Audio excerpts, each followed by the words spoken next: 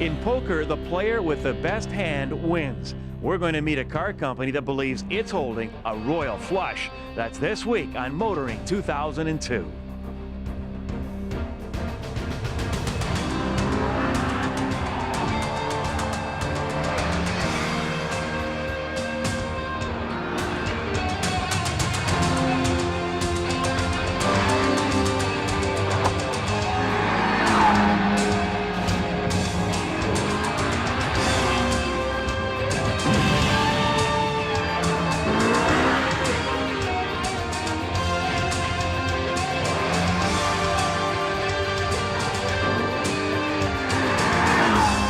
TSN's Motoring 2002 is brought to you by Quaker State Motor Oils, formulated for the vehicles you drive and the way you drive them. And Midas. Keep a good thing going. Go Midas. At this year's Detroit Auto Show, things were a little gloomy. Ford was making major cutbacks. Chrysler's problems were well documented, and predictions were that GM would be the only one of the big three who would make any money. Well, years ago, when those companies truly represented the big three, that might have been depressing news. But as we all know, it's a brand new world out there. And companies like Honda, Toyota, Nissan, and Mazda, well, life is just rosy. Nobody has any complaints.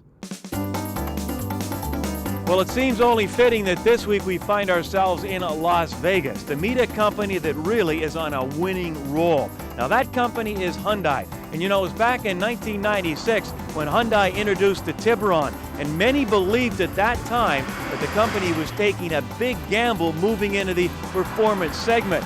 Well, the gamble obviously has paid off, and later we're going to meet the brand new and improved 2003 model. Well, you know, the Tiburon, as we're about to see, really represents only one of several vehicles that has given Hyundai a winning hand. Well, when they first came with the Pony and the Stellar, it was sort of the Bic lighter of automobiles. You keep it for 3 years and throw it away because the value at the end of it was nothing.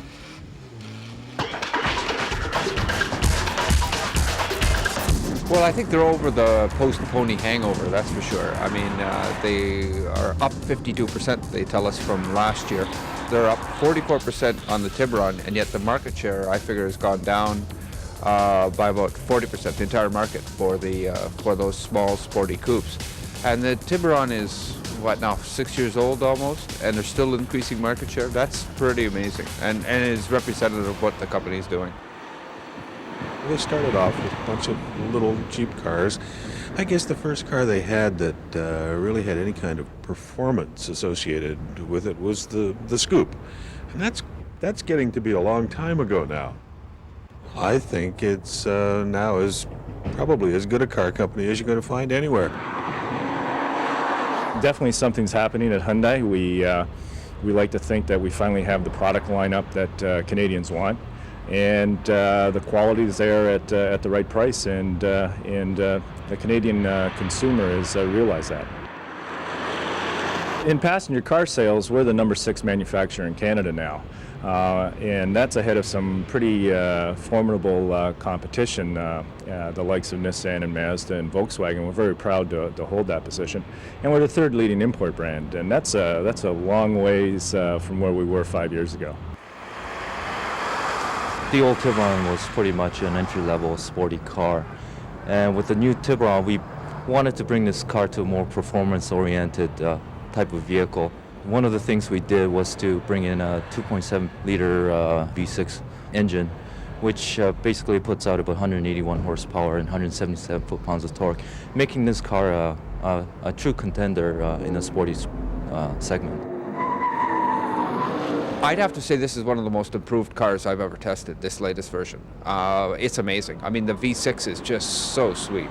And I've considered it above its major competitors, the Celica GTS and the Acura Integra RSX Type S. They are a little bit more powerful, maybe a little bit faster, but nowhere near as sophisticated. They're both 4 cylinders and they get very buzzy when they rev.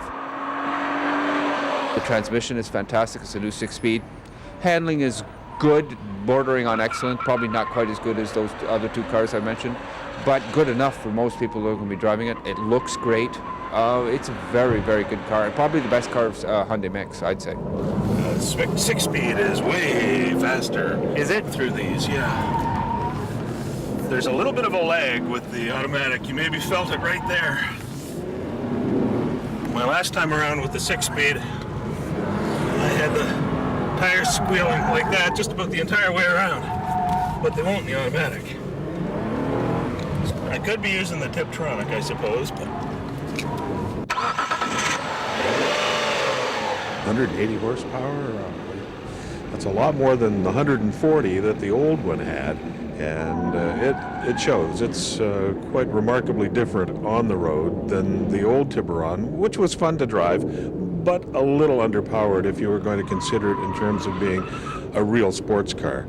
And Hyundai wants us to think of this as a real sports car, and I think a lot of people will. Styling-wise, this car is longer and wider, and overall, all the dimensions and design were pretty much focused on performance-oriented dimensions. So we're very proud and pleased with the designers that were able to execute this sort of design.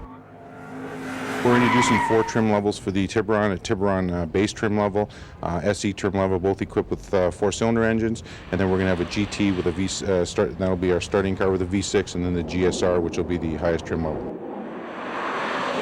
Value, now they've added the performance, and I think the reliability and the longevity people are starting to realize is there, and this might be the car that does it for the company. They say the average age of Cadillac owners is deceased. More later on Kenzie's Corner.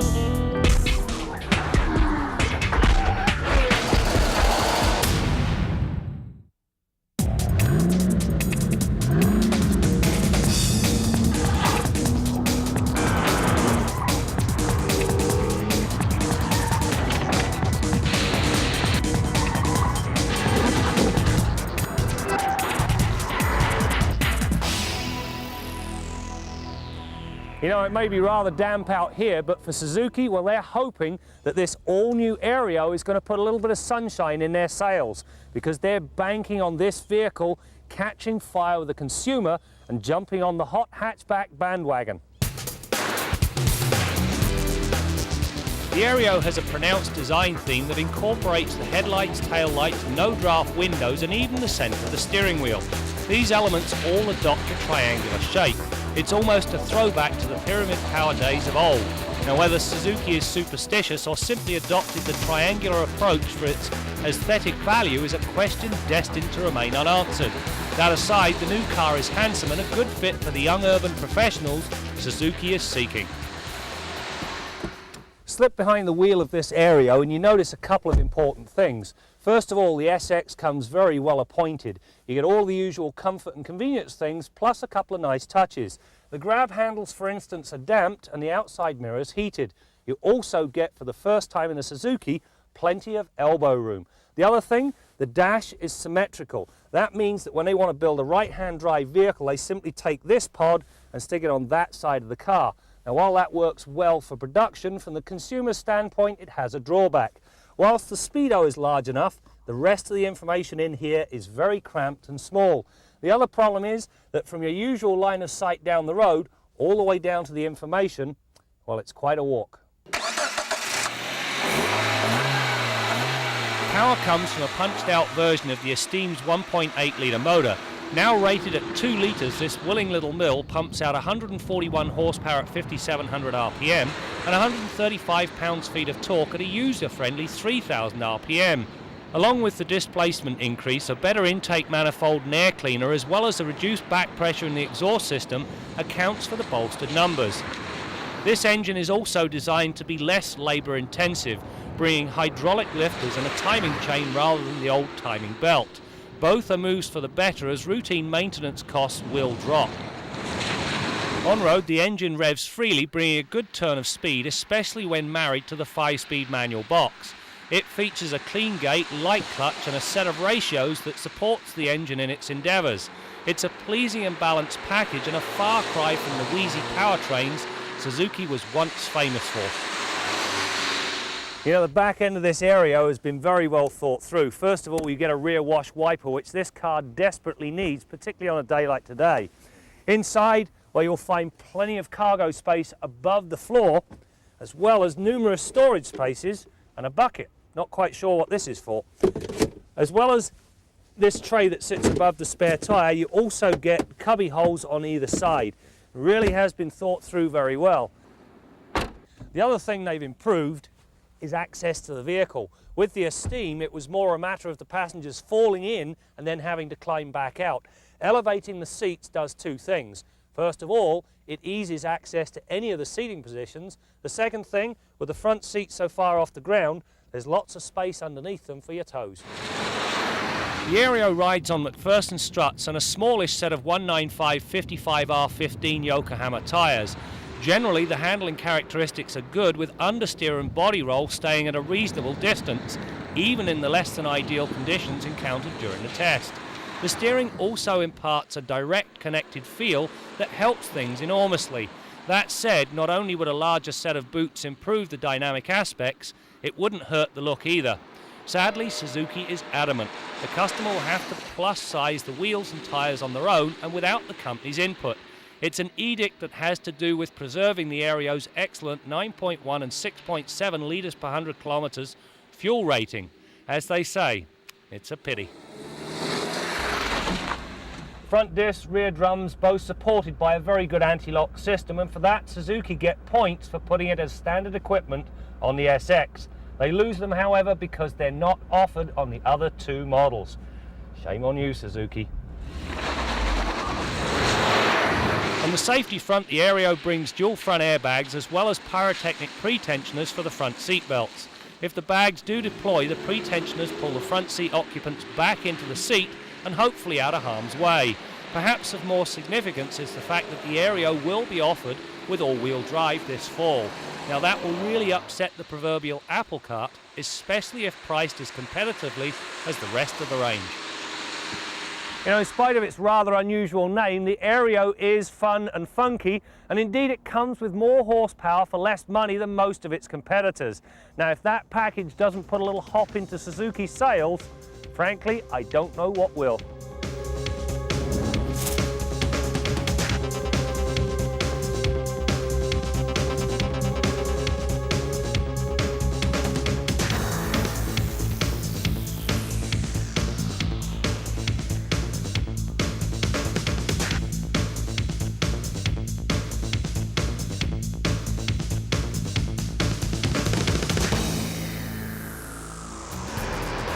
I think they've really captured the essence of what the original Mini was. Small, cheerful, fun, and practical. Our Midas tip of the week concerns the importance of adjusting and cleaning your side view mirrors. If your mirrors aren't right on, they could let you down when you need them the most. Now, if your vehicle has power mirrors on both sides, you're all set. You can do that adjustment from behind the wheel with your seatbelt buckled up while you're waiting for the engine to warm up. But a vehicle like this one that requires manual adjustment, this is something you've got to do before you buckle up, because you may have to get out of the seat to do the passenger side mirror. It's very important that you take the time and discipline yourself to do this, especially if you've got multiple drivers on the vehicle. It's something you have to do on a regular basis. Another good tip, keep a clean cloth or towel close to the driver's area in the door pouch or somewhere where the driver can access it to shine up those mirrors. If the mirrors are dirty, when the sun's low on the horizon, you can get glare off that mirror that almost defeats it. That's your Midas tip of the week. For more information on past and future episodes of Motoring, log on to the Motoring website at motoringtv.com, where you can email your suggestions, questions, and comments, which are always welcome. That's motoringtv.com.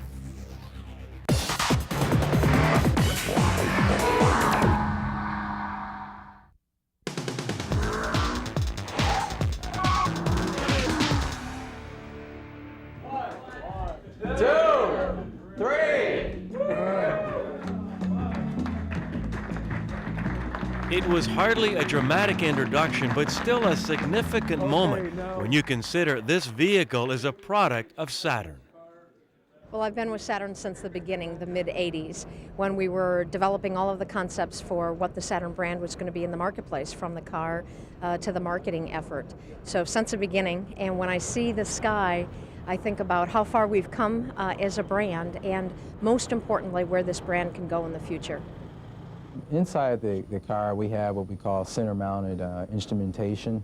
It's just a first for Saturn, and it being in the center kind of opens up the windscreen, if you will. It gives you kind of a panoramic feel. Also allows everybody to kind of see what's going on. It has a 2.2-liter Ecotec transmission in it, powertrain in it. So it does 180 horsepower, and it's a drivable vehicle.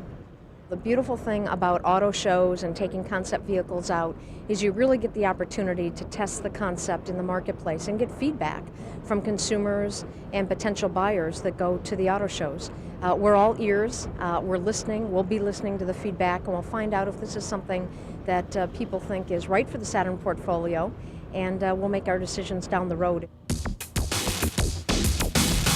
One of the criticisms of the earlier Hyundai Tiburon was a lack of headroom in the back seat.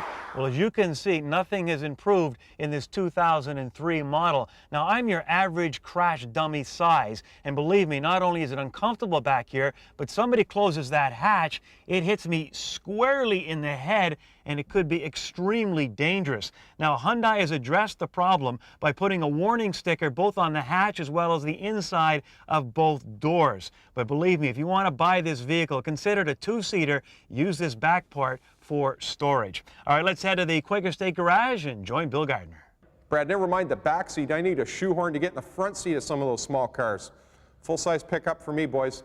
Anyhow, this week we want to answer some email from a viewer of ours in Ottawa, Ontario. His name's Claude Dubois, and he's got a good question here. He's just purchased a Ford ZX2 2000 model. It's been in service for a year and a half, and it has 27,000 K on it. And his question is, can he use ethanol-enhanced gasoline? Is there any downside to doing that? And is his car too old to start using that? Well, certainly a 2000 model car in my book is not what I describe as old. And Claude, there is no downside to using ethanol-enhanced gasoline. As a matter of fact, if you go to the owner's manual of most vehicles, you'll usually find on the fuel recommendation page that they clearly state that the use of ethanol-enhanced gasolines with a content of ethanol up to and including 10% is quite acceptable. Most manufacturers suggest this. Sunoco, for example, if you go to a Sunoco gas station, you may in fact be getting gasoline that has up to 10% ethanol enhancement built into it. And Sunoco is quite proud of this and advertises this. If you pick up a pamphlet at one of their stations, you'll see that they've listed some of the benefits of using ethanol-enhanced gasolines, and there are quite a few. For example, it can dramatically reduce the amount of carbon monoxide and hydrocarbons that your vehicle emits. So, for example, if you've got an older vehicle that's on the brink in terms of passing an emissions test, it might be just what you need to tip it over and make it pass. It certainly is going to help our environment. Ethanol is also a natural gas line antifreeze, so it helps you in the wintertime as well. It keeps the fuel tank and lines clean. So there's a lot of benefits to using it. So by all means, go ahead and use it in your 2000 Ford. We just happen to have a Sunoco gas station just up the street from our shop that happens to be the first to go down in price and the last to go back up. So we're always up there filling our vehicles up. And I've got some quite old, high mileage vehicles of mine that I run on that fuel, and they run absolutely perfectly. There is absolutely no downside that I can see to using that fuel. And you'll be helping farmers in Western Canada because ethanol is a grain-based fuel. It's an agricultural product made primarily from corn. So go ahead, use it, and use it with confidence. Till next week, I'm Bill Gardner for Motoring 2002.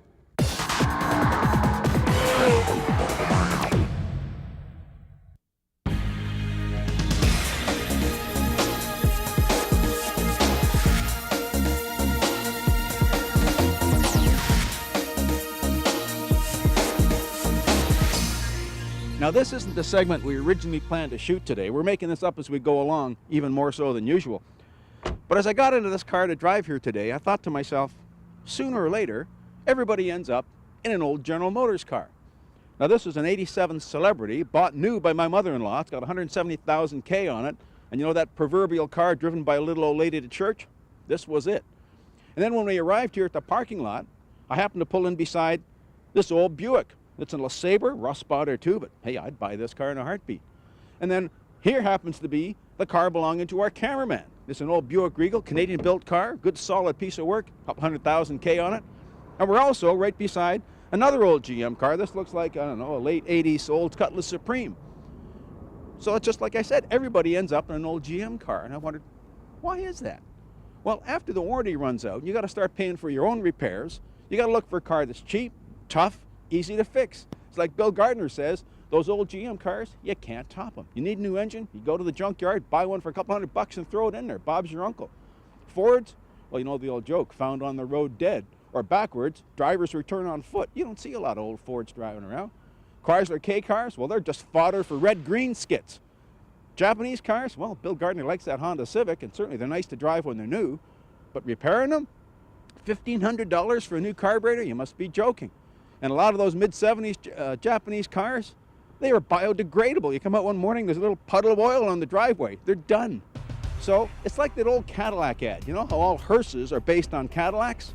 They used to have an ad campaign, so I'm told, that sooner or later, you're going to ride in a Cadillac.